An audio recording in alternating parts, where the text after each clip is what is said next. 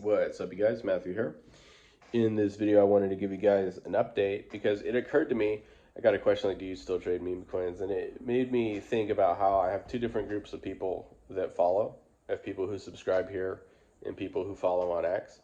And I realized that the people who follow on X obviously have more day-to-day takes. And it's not a video about, oh, go to follow me on X. They post a lot of random stuff on there. And it's like, maybe it's not what you want to hear. But basically, what I wanted to do was give you guys kind of like a due update because I made a video saying I wanted to pivot the channel, but a lot of people kind of didn't have any context for that. So I figure I would just get on here and give you guys at least some sort of continuous understanding for those who felt like it was kind of abrupt and weren't following along day to day on X, where I talk about a lot of stuff basically all the time, and you can understand how I wanted to pivot the channel and stuff. But ultimately, when I started this channel, or more or less, I started the channel so long ago, but when I started ramping up the crypto content for the bull run, basically it was 2023, and it was super easy to think that, the Bitcoin markets were down and crypto is down, but it wasn't out, and basically it still had value. And so in general, lower price just meant it was a better investment, and you could be optimistic about the future in that way. So starting a YouTube channel in 2023 to talk about crypto, going into basically a catalyst where Bitcoin becomes more scarce and it has this supply crunch, the halving event, that made it a lot easier to be optimistic about crypto in general, right? But this time, if you were to say there is a 4-year Bitcoin cycle, this time is different because it didn't coincide with macroeconomic stimulative policy by central banks, which makes it so that there's more money in the system. And when there's more money in the system, there's basically more risk taking, more money going around everywhere. So things go up in value, the stock market goes up, Bitcoin goes up. And that stimulative, policy coincided with last cycle's halving event. And that made it, a lot easier to say, okay, this is going to be a bull run. And then, as soon as the bear market came, it also coincided with Federal Reserve changing and pivoting to, not being stimulative to being restrictive to try and make it so inflation wasn't a problem. But now, this cycle, there is basically not a coincidence where there's stimulative policy that happened just as the Bitcoin halving event supply crunch happened. This time, Bitcoin had a bull market because the halving event happened, but other assets in crypto didn't really get a wealth effect. And I think that might be because we didn't have the macroeconomic stimulative stuff, more money in the system going into everything. And you could say, oh, but stocks are up and AI is maybe stealing the show. And so crypto kind of has maybe gone through its .com burst with regard to altcoins, not necessarily Bitcoin, that you just have a lot of pet.com populating the top 100, and they're worth billions still, but down 90% and still overvalued. And so therefore it's only right that Bitcoin just outperforms everything from here and stuff like that. But I think a lot of people got caught off guard. And so if you're in the crypto markets these days, basically you're wondering why altcoins haven't had like a due pump. And I think that's because a lot of the top 100 coins are kind of like that. And you will see different cases of narratives forming. Like I think maybe some people put a lot of different weight on the 4-year cycle, and a lot of people put different weight on the macroeconomic cycle for stimulative restrictive policy from central banks. And that kind of confusing narrative between two different camps has kind of contributed to, it not being that easy to be optimistic about the future here in 2025 compared to, say, 2023. All of which to say that starting this channel in 2023 was way easier than, continuing content And I also wanted to more or less pivot to doing whatever, or kind of just like topics that interest me outside of crypto and meme coins. And the question comes up, do I still trade meme coins? It's like I trade meme coins as recently as like a month ago. It's like it's hard to keep up if you're not on screen like basically all day. So if you want to do anything else or like learn something or build something else, it's kind of like not being fully tapped in to the crypto markets can kind of be a detriment.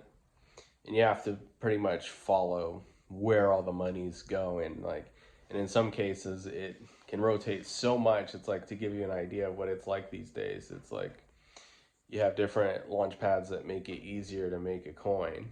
And when somebody makes a coin, other people make the same coin.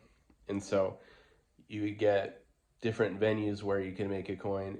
Not only do people make 5 different coins on one venue, they make a coin for the other venue to say this is a better venue for coins. And then some other group contacts the influencer themselves that is maybe the coin is about and gets a partnership with them. And then now they're the real coin because of this, and all the other coins take a dip. And it's kind of like there have been so many different tools and so many different social connections built up from 2023 all the way till now that I think result in kind of like a consolidation where you get a lot of different people more or less in charge of the market in different ways. Like one of the ways that I think caught people off guard was that a lot of the meta became wallet tracking, and so you'd get a bunch of different softwares that would help people track the wallets of different key opinion leaders like influencers in crypto. And it made it so that these people would kind of farm copy traders, where people would think they are profitable on paper. So if I just set some software on their wallet to copy trade their trades, then I can be profitable too, which kind of flooded the market with these like candles that are all because of people copy trading people who are farming copy traders.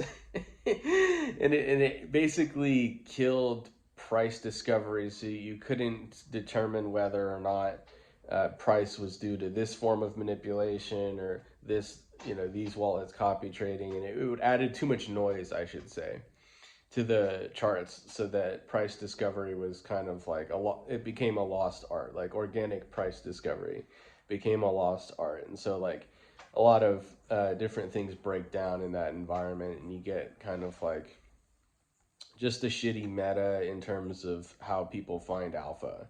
It's like there is no more alpha at that point. It's kind of like you're just eating shit when it comes to, I guess, getting dumped on by people's, copy traders. You got to try and buy before somebody buys. But if they want to make their own coin and buy with their copy traded wallet, they can easily kind of PvP the one you bought, and there's 10 different options. So you're kind of shit out of luck. And, it's weird because at the same time, you can definitely see how the market at times gets frothy enough to participate in. And it's like things were great in 2023 and 2024. And it's like I was lucky enough to get enough wins to actually, cash out enough to be like, okay, 2025, let's just like leave some chips on the table and try and see what I can make of that.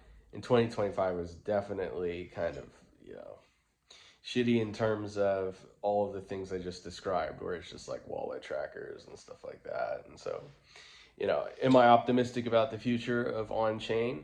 Not nearly as much as when I started this channel. So, do I still trade?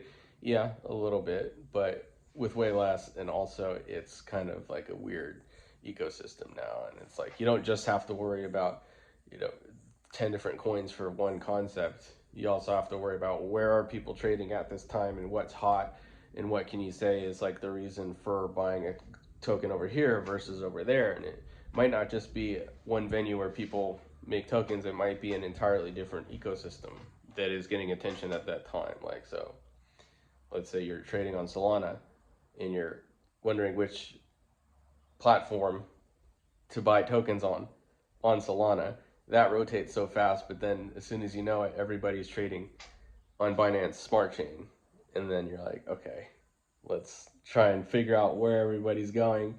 And you have to pretty much be early to that and recognize that the loops of opportunity where you get these different periods of time where things are frothy and then the rotation dies, things are frothy, the rotation dies. The loops and the peaks, the market caps of the coins that do well in each period are getting lower, and the loops are getting smaller, and it's diminishing returns, which is, it's funny because if you're looking at it from a 4-year perspective, you can see how 2025 people maybe try and front run that by selling the most risky things and maybe hedging in Bitcoin to say, okay, will the bull market continue another year? At least Bitcoin will be an option and stuff like that. Whereas if you were stuck holding memes, personally, I didn't hold my memes. My moves were that on-chain was the hottest thing in 2023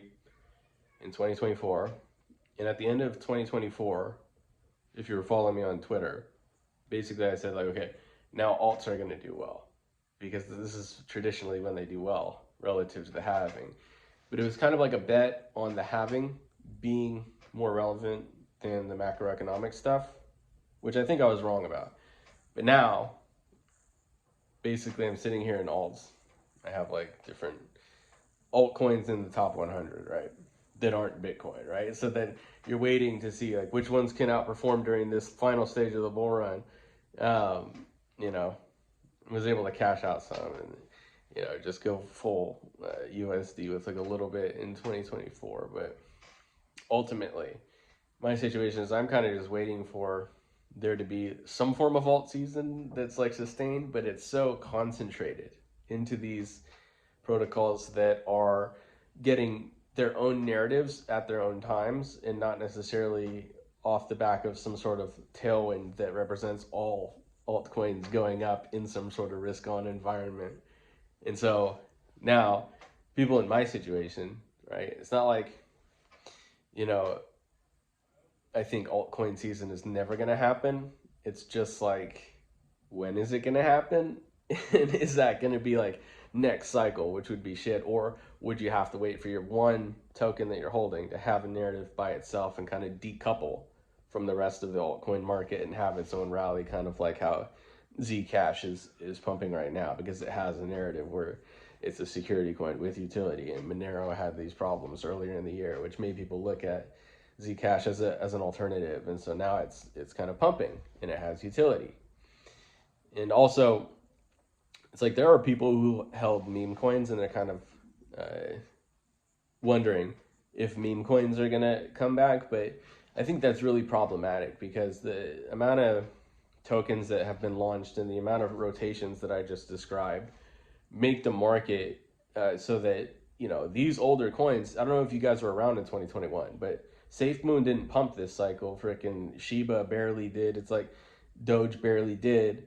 But you might be wondering, okay, if there's such thing as multi-cycle meme coins, could Dogecoin going to new all-time highs in an alt season kind of validate that thesis, and maybe then SHIB goes all-time highs? Who knows? Maybe SafeMoon in that environment does pump, and it's just yet to happen, but it's just unproven and speculative. So you're stuck here wondering if the whole meme coin market is in diminishing returns relative to Bitcoin performance in a cycle, or if it's just pre-alt season and then these theses will be validated, meaning that all of these tokens that people accumulated in 2024 or 2023 even can have another run within this, I guess, 4-year cycle-ish, if it were to happen in 2026, which to me is kind of like a year late in terms of the 4-year cycle, but it's right on time in terms of the macro dynamics when it comes to the Fed being stimulative. So it's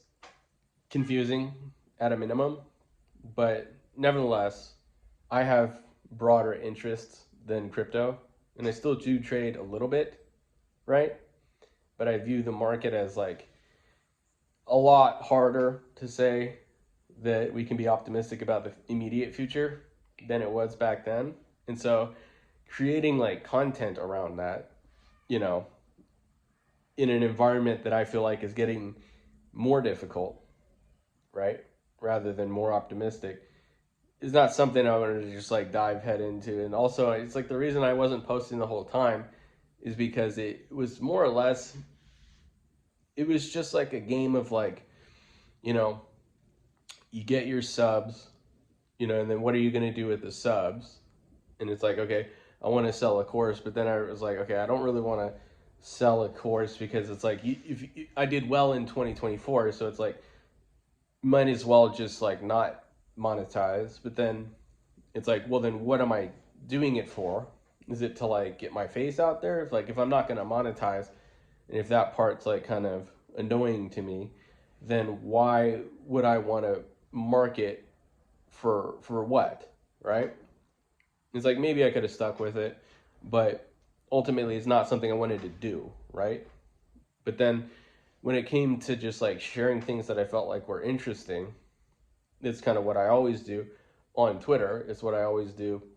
Basically, I feel like just sharing things that I find more interesting and broadening the range of content to me was something that I wanted to do, right? So that's just like the biggest differentiator.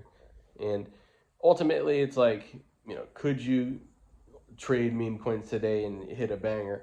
Yeah, you could do it, but you have to be cognizant of the fact that you're in a market where there's diminishing returns, and maybe all of these different things will align, and there will be like, you know, a Dogecoin new all-time high, and then as soon as you know it, the 2024 tokens and the Murad tokens, they hit new all-time highs, and you're like, oh wow, like Murad was right, everyone was right, we're all gonna make it. And then Zuckerberg's sister launches a song and we go to zero, right? So anyways, I just wanted to update you guys to give you guys kind of like an idea of like where I stand on the market, because I felt after I got a comment, it's like, do you still trade meme coins? I felt like it was kind of like there was too hard of a pivot on the channel. I didn't give enough of an explanation, but it's not, I don't know if you guys still want market updates, but I want to talk about stuff that is just like not the market. Even though like I can talk about the market a little bit, it's just like that was more or less just to update you guys on like what I think. And you know, I'd rather just talk about whatever I want to talk about, but today I felt like it was worth it to at least just like give you guys a quick update, because it's, you know, it explains more or less my opinion about content, you know, right now if I were to post compared to 2023, and you know what I want to do basically is kind of the reason. All right, so I'll see you guys in the next video. I don't know what the topic is going to be, but I just wanted to update you guys.